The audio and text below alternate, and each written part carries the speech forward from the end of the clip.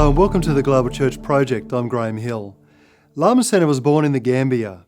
He's a descendant from an ancient African royal line. He serves as Professor of Missions and World Christianity and History at Yale Divinity School. He's the author of more than a dozen books and scores of articles. Lamin Sanneh converted from Islam to Christianity and writes extensively on the relationship between these two world religions. He also explores the emerging shape of world Christianity. Lamin Sanneh teaches and conducts research at many prestigious universities, including Yale, Harvard, Cambridge, and the University of London. He's a commander of the National Order of the Lion, Senegal's highest national honour. Lamin Sanneh, welcome to the Global Church Project. Thank you. I'm delighted to be here. One of the big challenges for the church today is how it relates to other religions. Yes. And there's been a lot of press, of course, about Islam. How do you think that the churches of the majority world are relating to Islam today? What are some lessons that we might be able to learn from them in those relationships? What do you see happening? Well, my view is that the challenge of interfaith relations is fundamentally a theological challenge. What kind of God do we believe in? Is it a God of mercy, a God of love? For Christians, it's a God who is involved in a historical breakthrough of reconciliation, a God who saves, who redeems, who reconciles, who forgives.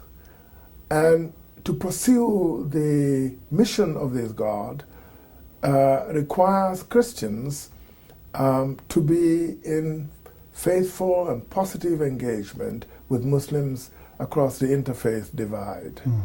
In Africa, relations between Muslims and Christians going back over 100 years have been actually very important for both sides, for both Muslims and Christians. Most Muslim leaders in modern Africa were educated in Christian schools, even when they had the option of government schools. Muslim parents opted to send their children to Christian schools. In many places in Africa, families are interfaith. They're both Muslims and Christians living together within the same family.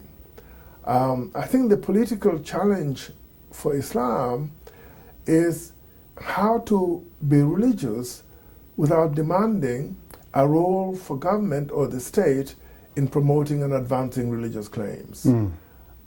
So the role of persuasion, what we would call the role of civil society, the Islamization or the Christianization of society should not be a department of the government or an office of the state, but should really be an outflow of the faithful witness of believers, both Muslim and Christian. And this will avoid then the danger of the Islamization of the state and the production of a radical ideology of hatred, of intolerance, and of mistrust. There's been a lot written recently about the mission of the church and what it might mean to be missional in Western settings.